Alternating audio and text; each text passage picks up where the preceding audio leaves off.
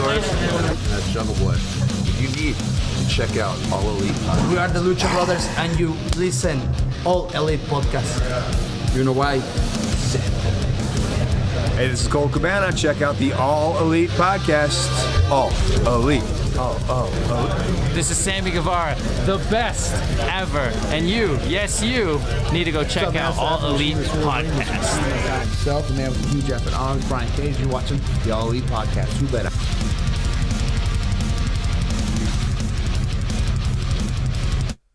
Welcome back, All Elite family, to another exciting edition of the All Elite Podcast. As always, I'm your host, All Elite Andrew, and I'm joined by my guy, Big Match AJ. How you doing, AJ?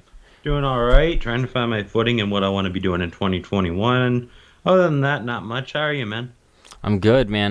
My 2021 is starting off a little busy, just in terms of school shit.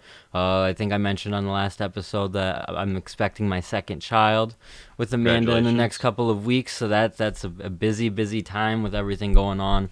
Trying to be ahead on school stuff before that comes because it's quick to fall behind in those times. Finishing up my last semester, graduating this spring. So just a lot of shit going on there. But I'm doing good. I'm chilling. Last night's Dynamite was a good watch. It was fun. Yeah. It wasn't like the greatest episode ever, but I honestly had a really good time. I was kind of surprised by it. I didn't have a whole lot of high hopes or expectations. Not to say Dynamite isn't always fun or we don't always joke around about how every episode's the best. Two big shows and all. Yeah, exactly. That's my point. Is coming off of two strong Dynamites, I wasn't sure how we were going to fare going into this one, and honestly, very entertained, top to bottom. Had a great time watching it. What'd you think? Same thing.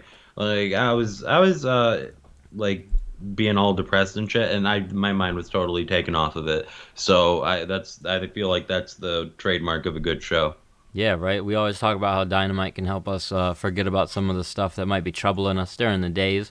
So, yeah, I'm glad that Dynamite was able to help you out there. And it generally does for me, too. Like I said, I've been busy. Yesterday I was pretty busy, but took the time to sit down and watch Dynamite and kind of not be busy for a little bit. Just enjoy some professional wrestling entertainment, so that's good. A little bit of news stemming off of last night's show. They're promoting a women's eliminator tournament. This was something I'm very excited for. Yeah. The idea that we're going to do the eliminator tournament in this style for the women's division. What are you thinking? Who are some early favorites you expect to see in this? This is going to be a 16-woman tournament. You know what? I'm going to say it right now. I'm going to give a hot take. Good thing we don't have hot sauce. Layla Hirsch is not only going to be in it, she is going to win the tournament after what I just saw from last night. Damn, that is a hot take, especially with my special take. I think Rio's going to pop back up. I think maybe they have a way to get Rio back into the States and get her back into Rio's the already division. Over. Get her to the finals. Have Layla Hirsch beat her. Holy shit. That would be great. And I think that Layla Hirsch is going to be someone featured in that tournament. I thought it was interesting to see her record going into her match on Dynamite last night. I was like, wow, she's 2-3. She's just not someone who's just feeding the upper talent. She's won a couple matches, so that's good. Solid for her. And I'm excited for this. I hope we get a couple of new women introduced to the division. I think this is a great opportunity to just feature the more talented side of this women's division because they have quite a few talented women. They just don't get the TV time. So hopefully this can be something that is featured on Dynamite. They don't just throw it on Dark or anything like that. I feel like with this kind of tournament, because it has title contentions, right? Title implications. So I feel like they're going to show it on TV. I agree. I think that it's going to be something that will have some good focus on it on Dynamite, and that's great. I think that it'll be really smart. There's so many women, honestly, now within Dynamite who might not be like upper echelon, but very well could be given the right time or the right opportunity, and this could be it. I think that we could see a lot of different women in that division really shine in this opportunity. So yeah, I'm excited for it. When I saw that, I was like, yes, this is exactly what I want to see from the women's division in AEW. Another interesting note coming out of wrestling this week is Private Party. They decided to show up on Impact. We speculated on this on Tuesday's show, and we were fortunate to be right on this one. Just to cut in real quick, not only Private Party were there, but Matt Hardy and Tony Khan and Jerry Lynn as well. Yeah, there were a lot of people who showed up to Dynamite. Me and AJ were speculating there might be some involvement. We had seen some speculation on social media, so we didn't dive too deep into it, and I wish we would have, honestly, given some predictions, because I don't know if we would have predicted anything like this, but this was a lot of fun. Private Party showed up alongside Matt Hardy. They ended up challenging James Storm and Chris Sabin, and I believe there was another team in that match, wasn't there, AJ? in the main No, event no, match? no, Or no. both? It was 2 teams. My bad. I remember the Yeah. 3 teams arguing in the middle of the ring, but that was Gallows and Anderson. So, yeah, we saw James Storm and Chris Sabin take the loss there. Good, very cool stuff for Private Party. Loved this match. It's not even a complaint because the match was fine. I love James Storm. I wish Alex Shelley, whatever he's going through, wasn't going through it, because I would have loved to see Motor City Machine Guns versus Private Party. I agree, but I think at that point you probably wouldn't want Motor City Machine Guns to lose, because that's No, a I match. think you would, though. I think you would. Like the Young Bucks, like really show, like, hey, we could beat you for the fucking titles. I agree with that. I think that, and that's a good point, especially with them having beaten the Young Bucks in the past. That alone adds credence to this, and that's why that win in the past was so important, honestly, for Private Party. To beat Young Bucks like that. You've got me siding with you a little bit. I just think that with Alex Shelley being out, it's almost a blessing in disguise. Like if they want to continue this, have Private Party do another match with the Guns later on, you've kind of built up a little bit to it. It has a little bit of build to it, and the match can mean a little more. But I think you're right. They probably could have still faced the Guns regularly and picked up the win over them based on how they've been booked. So you're not wrong. Tony Khan being in the crowd was cool. Him sitting there with his notebook, taking notes of the match that was going on. I thought that was interesting. They handled this really well. And they continue to handle this cross-promotional thing really well, because Matt Hardy mentioned in his promo, he said that the borders are down. So I think this is going to be something that likely continues for a couple of months at least. Yeah, I don't know if it's going to be like a full-blown war. I don't know if we're just going to get shit like this going on, where wrestlers come and go from each company. Who knows? But either way, it's pretty cool. Like, if it is a war, I'm down. If it's not, and they're just going to have cool matchups, I'm down. So really, there's no downside here. No, I agree with you, and it was cool because Tony Khan had mentioned that Matt Hardy and Private Party were brought there by him, or asked to be there by him, as something of his response to the Kenny Omega and Good Brothers situation that's going on. So I think it's a great way to build up a match for Impact too, for I think their next pay-per-view, right? That's when they're putting on the Private Party versus Doc Gallows and Anderson match. So if not pay-per-view, it's a special event. I don't know how Impact does it. So Can I give another hot take because of what you just said? Go for it. I think we're going to see a sick ass, and I mean that as in the match is going to be good, Matt Hardy versus Kenny Omega. But Matt's going to lose. That's crazy. I kind of thought that they might be going in that direction as well. Or like, I don't even remember what I was doing today. I was just thinking about wrestling, and I was like, they're going to do Matt versus Kenny off of this, huh? And that's a really good thing for Matt, because he's going to look like $1 million. And Matt can wrestle really well when he needs to. And in a match against Kenny, I feel like it could be really good, quite believable, and a lot of fun. So I do think that they're going in that direction. It makes sense. The Matt and Private Party thing has come together so well thanks to just this. I feel like just this made me like buy right in, and it was kind of cool watching the Twitch stream of this as well, where a lot of people just started piling in. The second that Twitter started to find out that AEW was involved, you just saw the number jump from like 5 to 10,000 over the course of an hour. So it was good stuff there, and it's what's that relationship, honestly, between Impact and AEW is so much fun, and it makes me it makes me happy because we're able to get the Good Brothers involved in AEW without AEW having to necessarily bring in every guy under contract. You know what I mean? Like, that's why it works out so smart for AEW, is they're able to utilize quite a few talent who are Impact talent, but they don't have to sign full-time AEW deals, and that's the best case scenario there. So. And obviously it's smart for Impact for obvious reasons, but I do want to say, before I watched Impact, but I didn't watch it every week. I didn't go out of my way to watch it. If I remembered it was on, I would watch it. But now it's like, oh, I got to watch Impact. I don't know what the fuck is going to happen. Well, and that's a kudos to Impact too. The point you made of that you were watching prior to this, and that's kind of why the relationship was easier to understand and easier to see come to fruition, because Impact had a little bit of a buzz going for it again, where it was producing quality content. You know, the roster is a little thin. They have great talent, but it's not a super depth. It's not a super deep roster, but the talent they have are very great, and it's very exciting to see. I'm curious to see how it works out over the next couple months, because not only is it it was a roster that didn't have a lot of depth before, and they just lost about 4 or 5 great guys. Yeah. That said, they have quite a few still really great guys that I'm not super familiar with on that roster that I'm excited to check out. Josh Alexander's one that comes to mind. So they've got some good stuff going on in Impact, and the fact that Private Party was the team selected, I've kind of already built up that fandom for them within AEW, so it makes it easier for me to want to go and support them in Impact, even though they're bad guys. That's kind of cool. And of course, we have to mention the ace of Impact, Moose, who is just fucking amazing. And if you think otherwise, you're a dipshit. I'm not against you, but I love that we have to mention Moose on the All Elite podcast. Goddamn right. He didn't really do a whole lot. I mean, he did that Spanish fly to Kenny Omega at Hard to Kill. Now, so dude. He is. He looks like $1 million. So he's someone else that I would like to see that the crossover potential there. And I'm glad that they're not just running right into it. It's not a war, so we're not seeing these guys clash immediately. It's going to happen, I think, but it'll have time to happen. So I like it. Impact has some good stuff going on, and that relationship with AEW is good as well. We will likely cover the ratings for Dynamite if we get some type of announcement during this episode, right. But I don't see anything right now, so no news on the ratings. Probably same old stuff. AEW. I'm sure by the end of the show we'll know, so we'll look at the end. And honestly, I mean, at this point, I'm not super. We're never super concerned about ratings, but I feel like the build that they're trying to do into Beach Break and then leading then into the next pay-per-view, I think they're once again trying to get into that position where they were just before COVID hit, where we felt like they were going to consistently have millions of viewers. I anticipate that. I'm not thinking this week or anything, but I think that they're trying to book in that direction of every show is going to be kind of amazing. So that way fans know, and for a while, and they'll consistently get that million. And I could be off, but I think they're trying to get back into that momentum, and they're almost there. So, yeah, and even if it doesn't happen then, all the stats from the past year have shown, every other, including the fucking NFL, have lost viewership.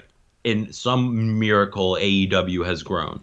Yeah, I mean, and grown, I don't necessarily know if we should say grown, but they've stayed, they've went down and come right back up. You know what I mean? They went down and come up. I mean, in the demos, I was reading about it. You're right there. You got me.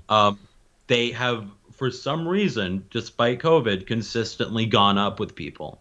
Yeah, especially the 18 to 49. That's a solid point. I'm glad that you read up on that, because I wouldn't have thought that based upon what we've just seen in terms of the overall number. But I'm willing to bet, and you read about it, so it's got to be true. The fact that they are going up in the demo and that it's growing, and you kind of see WWE losing viewers. That's why I feel like they're pushing such a good product every week right now, and why I feel like they're trying to get back into that momentum that they had before, because they can see that the other product isn't the best, and there's reasons for it. So let's counteract those. Let's give a great storyline. Let's give a great match. Let's give this stuff that they want to see. And that's kind of what we've been getting every Dynamite, even on some of these ones that we might have considered this a filler Dynamite 3-4 months ago, but otherwise it was honestly really good. So it was. Let's jump into it. Let's talk about Dynamite this week. It was a solid show. Like we said, they opened up with the Dark Order. They came out to celebrate -1's birthday. This was a great segment. Really, it was fun. It was so fun. They had him up on the shoulders, sang happy birthday to him. This was so much fun. After they sang happy birthday to him, Chaos Project come out. They interrupted a little bit. We get a little bit of a brawl between the Dark Order, Chaos Project, and TH2. And then Hangman comes out, dives on everybody. So this was great. The match itself was a lot of fun. It was kind of indie, a lot of high paced, a lot of action. But I feel like that was for -1. You know what I mean? Yeah, of course. And I do want to say, normally I don't like Luther. I feel like Luther is the perfect diabolical, evil, maniacal villain to come out and ruin a birthday party in this situation. So props to him. I agree. Props to him, and props to the booking of that, because I think that it's right, because he has that feel of evil but not real. So when you see an evil but not real guy being kind of a dick to the kid, you're like, oh, this is storytelling. It's great. Yeah. It's almost where it's harder to draw the line with MJF, because he's just always turned on with his character. So it was great with Chaos Project. I think they did a solid situation there.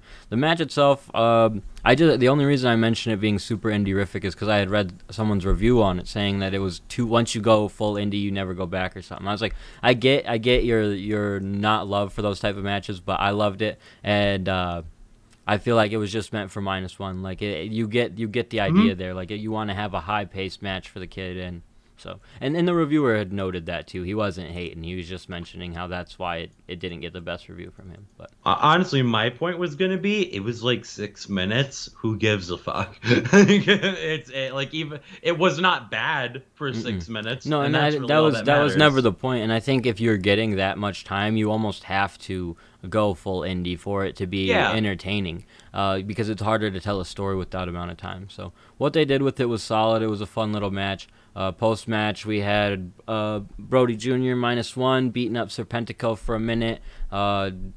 What's his name? John Silver fanboys over Adam Page. He starts saying all this great stuff. Asks him to join. This was such a sad moment. He gets down on one knee, asks him to join the Dark Order, and Hangman says no. As they drop a banner saying he said yes, they have people coming up to celebrate. You saw Stu fucking kicking him back to the back. This was so much fun. He says he's done the group thing before and it didn't end well for him that time. So and in the storytelling he went out the heel aspect, entrance. He went through the heel entrance and stole the jack from Stu Grayson. Still, he was like, "Nah, I'm still taking the celebratory jack." But no, because he feels like a heel. He feels like a bad shithead. The story here is amazing, because it makes sense. Like, he was in a group, and it didn't necessarily go well for him. He was almost the second fiddle to a lot of the characters in that group, despite everyone feeling like he should be the next big thing for the company, you know? And now he's in position to kind of be the big thing for this group, but he doesn't feel it going into it. Like, it's fucking great. Because, sure, they easily could have just had him join. We would have been hype about it. It would have been great fun. Like, it would have been fucking a solid segment. But instead, we're slow burning it where it's going to be better when it happens. Where he's going to have to recognize, like, oh, this group is the best thing for me. Like, yeah, the Elite didn't necessarily work out, but this is it. And it's like, what a solid story there. I even want to say, I've been trying to work on a video essay for our podcast YouTube channel. And I've talked to you about this, but I didn't tell you, like, when I was making it, I was like, it's fucking has to be Hangman. Because Hangman is easily, and by far and away, I'm not going to say in AEW, the most nuanced character right now in wrestling. Like, there's so many depths and layers to what's going on with this dude, the path that he's gone on, joining the Elite, then leaving the Elite, and then getting kicked out of the Elite, and then feeling all this shame. Like, there's so much going on with it, and that's why it was very fucking hard to write. But I'm gonna try, so keep an eye out. But he is an amazing character. They've done such a good job with Hangman, even when he's not really in a big angle with another guy right now. He's in an angle that's more like a story happening, but it's not a story that's ridiculous or doesn't make sense outside the terms of wrestling. It's just a story that's happening within that world. Yeah, I love it. And you hit the nail right on the head in saying that he's like the depth of his character is so amazing. And I love it within all of AEW because every week what happens on the show, they don't forget the next week. Like it builds onto the character. It builds onto what they're feeling, what they're thinking, and even their actions to an extent, like why they do what they do on the show. So that type of thought process and effort put into the content that we watch is what makes AEW so good. So I agree. Hangman is fantastic, and it's always stuff like the next layer is stuff that you don't think about, but when it happens, you're like, oh my God, that makes so much sense. So. Yeah, they're doing a solid job with it. Another guy they're doing a great job with that is with MJF, and I think that they did a solid little layer here this week with he's in the back getting interviewed with Jericho by Alex Marvez. MJF mentions slightly that doesn't Jericho worry that this could cause some dissension within the inner circle, just planting some seeds there, as Jericho says absolutely not. They all made a pact. They're just going to figure out who's going to be the best team tonight and move on. And MJF says that they're going to go on to win the tag team titles. So nothing huge here, but I feel like the seeds are being planted. Like, and Jericho is going to be the character that turns out to be like the idiot who just didn't see his whole kingdom crumbling around him because of the snake he let invade his circle. Yeah, no, I think you're dead on. And I think that's brilliant, and I'm really glad they're planting these seeds. And they plant even more with another MJF segment later on, which I love. Yeah, so they did a good job with this, and MJF is perfect for it, so yeah, solid stuff. We get Tony Schiavone in the ring. He brings out Sting. Sting shows some love for Darby Allin for a minute. We get Darby. Well, Darby comes out, and then we get some love for Darby. He's interrupted by Taz. Taz goes on to talk about how their guys fight in the street. They fight dirty. This seems like they're building up to some type of cinematic match because I feel like, at least personally, that they're building some outside street fight. Sting whispers something to Darby. Darby tells him careful what they wish for. So yeah, I'm excited where this is going, but the segment itself wasn't like home run for me. No, it was. I thought it was fine though. But yeah, it looks like a street fight or maybe a cinematic match. Not sure, but it does seem like Sting is going to be involved, which is interesting. I didn't expect that. It's going to be a cinematic street fight, dude. They're going to be in the streets of Jacksonville at night, fighting each other. Sting's going to be there with a bat, swinging it around, knocking skulls. It's going to be great. It's going to be like The Crow. The Crow kind of sucked, dude. Well, if you're expecting this to be some amazing, I don't know what I expected, to be honestly. The fact that Darby's involved and it's going to be something cinematic, I feel like I have some faith in it. But it's a tough gig doing these cinematic matches. They're hit or miss. Sting has a lot of mystique to him that I feel like caters to these type of showings. So I think it will be good, personally. I think it's going to be solid. I hope so. I'm just... their last cinematic match with Matt Hardy and Sammy Guevara did not wow me in any fashion, so I hope it's nothing like that. Fair enough. Yeah, I'm looking forward to it though because it's got Darby involved, Sting. Like every piece of this is great, so it should be good at the very least because everything involved is great. So we got a hype video for Thunder Rosa versus Britt Baker, so good to see that they're just continuing that. I wonder if they'll try to incorporate that into the tournament by having them like face each other in the first round, or if it'll be a situation where you kind of see the finals coming because they're on opposite sides of the bracket. I didn't think about that. I'd have to see who else is on the bracket before I go assuming something like that, and I hope not because they've built it up long enough where you don't have to. I would honestly encourage them to do it like, hey, you guys have beef, you're going to fight in the first round of this tournament. And I think that's a better story to tell. Especially you have Rosa win, Britt then cost Rosa her tournament match. Like, there's so much you could do there. I think that makes more sense. So hopefully we see something like that. We are backstage. We get the Elite. They are meeting with Alex Marvez. They're at some house, right? Because they're up meeting with house. Yeah, they're at Kenny's house. They end up meeting with Don Callis. They argue a bit about what's going on. The Young Bucks mention that the checks that they got from Don Callis mean nothing because they've worked for Impact before. They know how that works. I pop for that. Apparently they beat up Don Callis at the end of the segment, but we didn't see that. It was ambiguous. That's kind of my takeaway from it is like Don Callis set this up to look like he got beat up, but he didn't really. That's how I'm taking it, especially with what happens later on. So. Yeah, because of that, I didn't really take much from this. I was like, okay, I get where we're going with this. Don Callis, you smarmy bastard. But, yeah. We have Cody Rhodes face Peter Avalon. This was the match that I didn't know what to expect, especially because Cody had been hyping it up on social media, talking about how he was going to win this in quick fashion, and he almost did, nailing his finisher within the opening minutes of the match. And before he can even get the cover, Jade Cargill comes out, distracts Cody. Cody ends up taking a low blow from Peter Avalon. The match ends up lasting about 9 minutes. I didn't love it because of the whole Jade getting involved and distraction. Like this, because it feels... I didn't like the finish either, by the way. You didn't? I thought it was... I could appreciate what they were doing there with Avalon being a bastard. I got it. I was just like, I don't know. Just have him tap. He did. He didn't want to get slapped, so he tapped. Yeah, he tapped. You're right. Okay. So I'm sorry. You're not a fan of this match then, AJ? It was fine. I didn't really care though. And like you said, the Jade Cargill shit, just like, okay, here we go. It's just something that and they've mentioned, I think, that Cody will be responding to Shaq next week, so hopefully we get a better idea of where that's going or what it means, because it is just a little confusing. Like, you just hit your finish. Why are you that distracted? Yeah. Yeah, the match itself, it wasn't anything I anticipated. Like, I guess what I mean is I didn't go into it with high expectations, so I came out of it basically what I was expecting. Avalon is an okay, smarmy heel, but he needs to win some before I can care much more about him.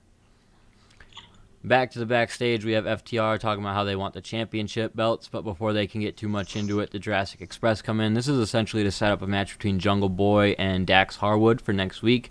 Luchasaurus says he will be at ringside to make sure no one gets involved. I don't know if we've heard Jungle Boy speak before this fully. We have. Okay, so, but I appreciate this, hearing him speak, like, because it's not a whole, early on, they were really trying to go into that Jungle Boy character where he wasn't really supposed to be talking and shit, so, this was a solid little conversation. I don't want to call it a promo, but it was a little conversation from him where he sounded like a cool guy, you know what I mean? That's what we need from him. He needs to sound like a cool dude who's not really afraid of a fight, so. Yeah, I liked it a lot. I'm excited for the match, actually, especially. And I really hope this is a Jungle Boy win, but I don't know. We'll see. I think it's okay to make them win because it's not a tag team match. If it's not, I'm gonna start maybe that's the idea. Maybe we're supposed to like get all Daniel Bryan with it. Like, why isn't this guy finally being pushed or whatever? But yeah, just give him a win already, man. Like, we love some Jungle Boy, but we need to see him be used effectively. Like, he's someone, and maybe that's why they haven't done it, is because he's someone that. You could just toss into that position almost. Like, give him like 5 solid victories in a row, and I immediately will buy him as an upper mid-carder, despite whatever his record is. But, yeah, I just want to see him featured. No, totally agree. We see Jon Moxley up next against Nick Comoroto. This match went about 4 minutes. What'd you think of it, AJ? That dude was a hoss. I like him. He was a hoss. He was very interesting. He's someone that I hopefully they keep bringing around. Hopefully he don't get signed up by the Fed too quickly, because he's got a good look to him. He does. Someone that I wouldn't mind them keeping around, because for the little bit of work I saw him do was solid. So I've also noticed he's only had a couple matches, so with AEW, I should say. So I don't know what their plan is with him, if they're just still continuing to get a look at him. But yeah, and it's something that made the rounds on social media a little bit too. He was definitely noticed as a good hoss. Yeah. We go backstage with Eddie Kingston getting interviewed by... No, there was a Moxley promo. Oh, yes, Moxley promo. What did you think about the Moxley promo? Are you going to give me another one sentence response? Well, no, I'm just saying, I actually really liked it, because every time Moxley's... I feel like Moxley, in specific with this feud, is really feeling it. Like, I feel like he's really the coming Kenny into stuff, himself. I think he's, like, he just wants to do the Kenny shit almost, you know, because when it... When he did it early on, that was shit we were feeling too. So, yeah. So I'm just super into him really like vibing with something, because before, like, I'm not saying he was doing shit work. I felt like his heart wasn't all the way in it, and with this, it's a totally different experience. Yeah, I agree 100%. This was a solid promo. It's what I'm waiting for is for Mox to get involved with what Kenny has going on, because it is a little strange. Like, and it makes totally sense. Like, he's just not doing much, so he's got to have matches and stuff. But yeah, I want to see more from Mox. The promo was solid though. After that, Eddie Kingston's backstage. He's just talking about how he's got a match with Lance Archer next week. He gets interrupted by Archer. These two start going back and forth before Archer finally gets pulled away by Jake Roberts. This was a good little back and forth between Kingston and Archer, because Kingston's such a badass. So I didn't even know what Archer was saying, but Kingston responding to him, like, being like, yo, I don't care. Like, we'll just fight. Like, whatever, we'll fight. Like, okay. And holding back his team. Like, this was a solid segment, so... Yeah, I like this. I think it, like, because they're two crazy fuckers, so I think it's great. Not that Kingston's like crazy, but you know, he's like he'll beat the shit out of anyone. And I don't know. I feel like I love Lance Archer. I love Eddie Kingston. I want Lance Archer to win, but I want Eddie Kingston to win. So I don't know. I'm torn. I really don't. I'm not sure. It's a solid match that they could throw together that I'm excited for Dynamite. You know, it's cool that Eddie Kingston has become a guy where almost every match he's booked in, at least with the right competitors, I'm super stoked for. Like, when he had his match against Pac, that was the one we were looking forward to on that Dynamite. And now next week, that's going to be the match I'm looking forward to on Dynamite. So... yeah, what a great job with Eddie Kingston. And Archer, too. I don't feel like we've seen him wrestle a whole lot in the last couple months. So it's going to be a solid match. I don't know who's going to win. We are backstage with Alex Marvez trying to follow up with Kenny Omega. This is what we were alluding to earlier on as Kenny starts talking to Don Callis, asking him what happened to his face. Don implying something happened, but he doesn't want to tell him who did it. Kenny finally insists on finding out who did it, and Callis is like, it was Matt and Nick Jackson. So this is the reason I'm not buying into it, because we didn't see the super kick, and then later on in the show he's blaming them for the super kick. So I love it, but it's like, I'm not supposed to believe this, am I?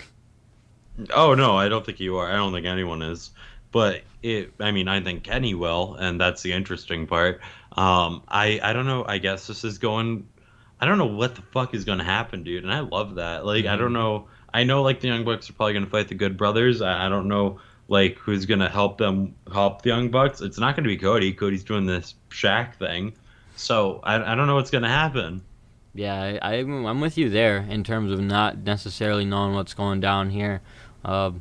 Yeah, and that's what segments like this, I like them because they add pieces to the puzzle, but it's like it's not a significant piece, it's just a little piece to it. So we get Matt Hardy and the Hardy Party defending Matt Sydal and Top Flight in about 11 and a half minutes. I like this because I like that Top Flight has gotten almost grown for me as like a team that I'm excited to check out when they're on Dynamite. They're kind of in between that, not necessarily jobbers, but definitely not a team who you expect to win every week.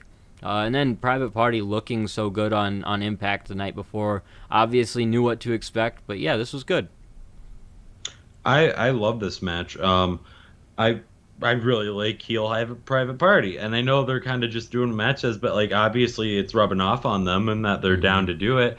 And like they were like, he was a little surprised at first that he hit him with the chair, and it was like then he was just started smiling and hit the shooting star press, and I was like, okay, we're going with this, and I think that's good because I think we if Private Party is to beat the Good Brothers, I feel like they do need to do everything necessary. Well, Matt has been pushing for them to do that anyway, telling them, do whatever, any means possible. And last night, they, or 2 nights ago, I should say, they got a number 1 contender shot for the Impact titles. You don't want to go on AEW the next night and lose to these guys. So, yeah, you're going to do whatever it takes. And using some chairs, doing what you got to do, I could fuck with it, man. Like, it was a good little segment, or a good little moment for Private Party to showcase that they're not just going to be like baby faces because they're getting screwed by Matt.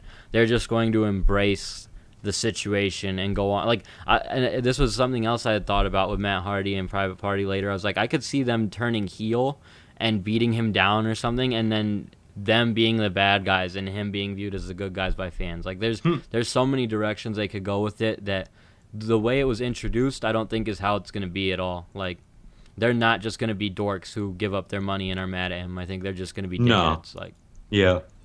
So, yeah, after the match, they beat down Sydal and Top Flight, just, again, establishing the heel nature of these guys. Beat the shit out of them. It was so cool. Yep. We got a segment backstage between MJF and Sammy G. This is what you were talking about. Inner circle, right? Yeah, it was MJF, and he's coming in the circle saying, I don't want this match any more than you guys do. And then, Sammy was like, we're not on the same page, and they do their usual bullshit where they get into each other's faces. MJF is like, I respect you, yada, yada, yada, which plays into what he does later. And they all kind of do this MJF thing where MJF talks them into being buddies. Yeah, and so... Except Sammy. Sammy's going babyface. And yeah, that's the one clear sign of this, is that Sammy's going to be the first one to get out. But the thing is, his relationship with the other characters in the group are what implies to me, like, he's not going to be the only one, despite the fact that he's the one showing it right now. This whole group is about to implode. Jericho's going to lose everything he worked for because he brought MJF into the fold. Like, it's so beautiful. Like, he is almost, and it's because Jericho is so into bands and stuff, I almost wonder if he's looking at it like MJF is their Yoko. Like, he's just in there breaking apart the group because Jericho can't see it. He just sees the beauty in MJF. So, I love it. We get Penelope Ford with Kip, Miro, and Charles Taylor, the butler. Penelope picking up a win over Layla Hirsch in about 8 minutes. You were very impressed by Layla in this match, my friend. She was fucking good. I don't know if she's going to be good like that every time, but if she's that good on a regular basis, fucking pusher. Oh my god. I told you on the last show we were talking about. You were I've right. seen some impressive stuff from her. This was a solid showing from her again. Obviously coming out on the losing side to Penelope, but a good match, and that's a good thing for Penelope too, to be able to work like this with someone like Layla, who you said at times you haven't seen in the best light or whatever. This was a good match, so obviously the right competitor means a good match for both people. And that's good. Good for the women's division. Post match, I think, was more so what this. I mean, that's the weird thing too. This match got 8 minutes, so it's like they focus on the women, of course, but then we also are able to focus on the Miro situation with Chuck. He tells Chuck to tell Orange Cassidy that Miro's his best friend now. Chuck is very hesitant to do this at first, but he does it. So Charles Taylor, the butler, is falling into this real. The one thing that I thought as the fans were booing Chuck for saying this is like, he's such a hateable guy that he could just turn heel off of this, like in a line. Like I was like, oh my god, same thing, dude.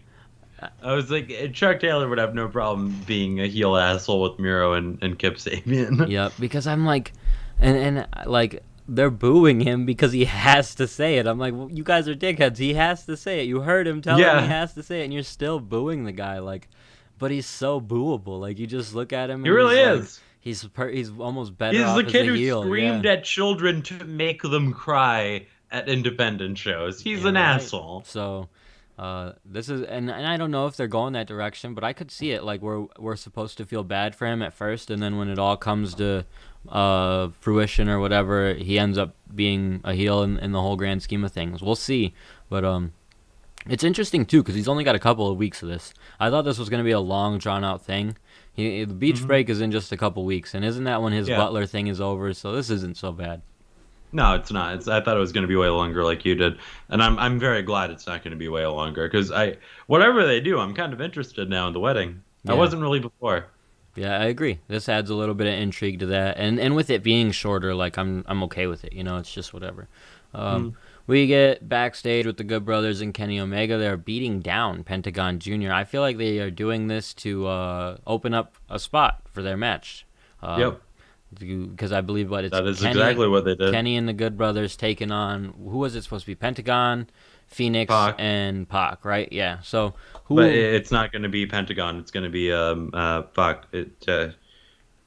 I'll find out. Is it? Because Pentagon got taken out, and then that's who they.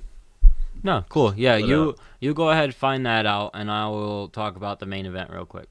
We have MJF and Chris Jericho picking up the victory over Sammy Hagar, they got a shout out from your boy Sammy Hagar before their match, and Santana and Ortiz also coming out for this match. MJF and Jericho picking up the win with MJF getting a quick roll up on Sammy to close out the show, really, because they were getting close on TV time. You could tell. JR was like, "Isn't this until TV time remaining?" And we're almost out of TV time, and sure enough, yeah.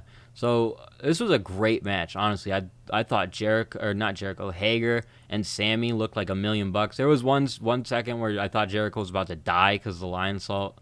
He like flubbed and he just went for it still, and I can't blame him. Yeah, but a lot of people pointed that out. But the thing is, there were bodies like in his path of running. I don't think it's like a case of he can't do it anymore. I think it was just like a isolated incident. And I think he looked a little gassed at the moment. Like Jericho's a fucking phenomenal athlete. Don't get me wrong, but I was like, bro, he needs a break. But he kept going, so maybe he wasn't. Maybe I'm off. But I didn't feel like he had messed it up because of him. I felt like it was just a bad moment of he slipped, and rather than continuing to fuck it up, he just went for it, and thank God he hit it. You know what I mean? It could have ended way worse than it did. It looked decent.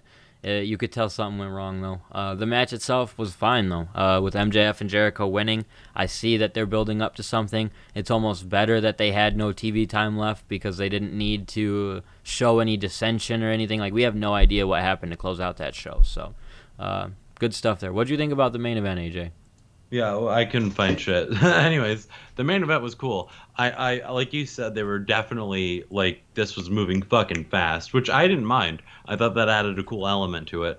I really liked the way that it ended with MJF grabbing the tights with Sammy, so he kind of screwed him, and because Sammy is definitely going to see it that way, even though they're all heels. So MJF is going to say, "Of course, I fucking grabbed the tights. That's what we do." And it's a really interesting dynamic. It's definitely boiling with Sammy and MJF, and I think even without any after match promo shit, you can already tell that. And MJF and Chris Jericho winning in and of itself adds a whole lot to this story because, one, Santana and Ortiz are going to be pissed.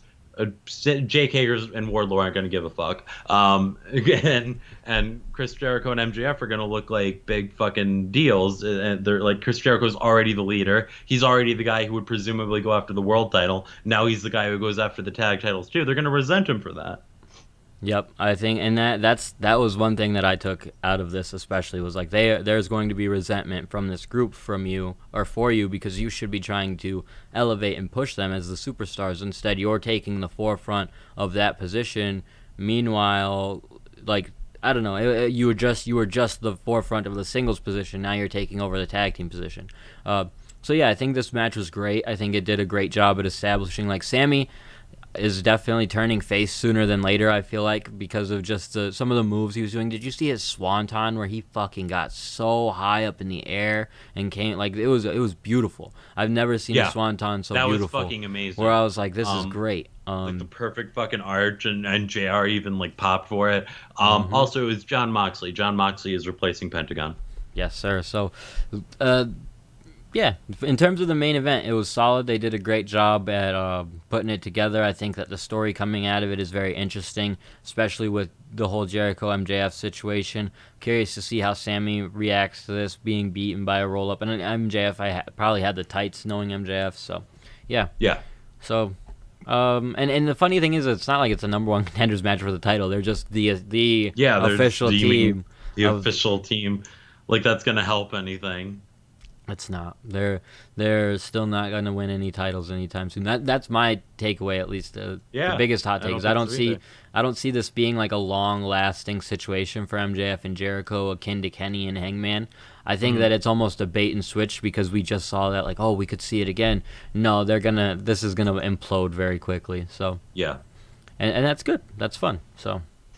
Otherwise, a great Dynamite. Oh, back to what you had said. Yes, the Good Brothers and Kenny Omega will be taking on Moxley, Pac, and Phoenix. Obviously, the way they had booked this match to begin with, they just needed a way to get Penta out of it. And what a fucking match! Like, I'm almost surprised though that they went with taking Penta out rather than Pac. But I think it's almost it kind of makes for a better match. Yeah, because then you get to see Kenny and Pac too, which is going to be fucking awesome as usual. Yep, it just adds a little variety, and it's like Penta, unfortunate for him, he's like the odd man out in this situation, because I would love to see Kenny fight any of these guys in singles competition, and you could throw Penta in that discussion as well, and we've seen it if you go back to All Out, but in terms of AEW, I would love to see Phoenix and Penta get real opportunities to shine in singles too, so I think that's why I'm excited for this match. It's a good-looking match for Beach Break. Beach Break is going to be a hell of a show, dude. That's what I'm talking about in terms of next week. They've booked a solid card, and going into the following week after that, you could tell they're working hard to promote an amazing show for Beach Break. Yeah, Beach Break is going to be fun, man. And it feels like a lot's going to come to a head, or at least a lot to not come to a head, but like make the pay-per-view the thing that you know everything is going to come to a head. Yeah, and shit, the pay-per-view is in like, what, a month and a week, so by the time Beach Break happens, we'll be about 2-3 weeks out of the pay-per-view, so yeah, that's really going to be when stuff kicks into high gear, and you would, if you're booking the storylines and stuff, and you want to get fans in tuned and excited for the pay-per-view, this is how you do it. You have you have 3 weeks of super hype excitement, get people tuned in, there'll be like 1 million views for that Beach Break episode, and then boom, that's 1 million people who know what's coming for the pay-per-view. So I like it. I'm excited to see where Dynamite's been going. It was a solid episode this week. The MJF and Jericho thing, like, I feel like it was super planned to go that short, or maybe not short is the wrong word, but go that close to TV time. But it's what leaves me like that is the definition of a cliffhanger for me in professional wrestling, of like, fuck, what is going to happen next? Like, what happens after that? Because they had to close out so early. So yeah. which I love. Like you said, it's perfect cliffhanger. So yeah, a great episode of Dynamite. They did a solid job. A lot of interesting stuff going on in AEW this week. AJ, let them know where they can find you. I'm gonna look up and see if we got any ratings, and then we'll get out of here. Oh, that's a good idea. You can follow me on Twitter at BigMatchAJ, and you can follow me on Instagram at AJTheFitzy. Yes, and sir. We're gonna wait for the ratings. I'm not seeing anything up just yet, so we are not gonna wait for the ratings. We're not gonna buy time. All right. So you guys can find the podcast on Facebook at facebook.com/AllElitePod. We're on YouTube at youtube.com/AllElitePodcast. Make sure you smash that subscribe button, brother. We will also be found on Twitter at AllElitePodcast. You can find me at Twitter at UpstateAndrew or Instagram at Andrew Kazir. Like I said, we were hoping to get the ratings by the time this episode was over, but they're not posted up, and we're not super concerned enough, and there's just nothing else for us to talk about on this episode. So, until next time, we will see you guys. Thank you for continuing to support the podcast and be a part of the fun. We will be back on Tuesday to hype up next week's episode of Dynamite. Until then, see ya. Bye. All I see is marks and carnies.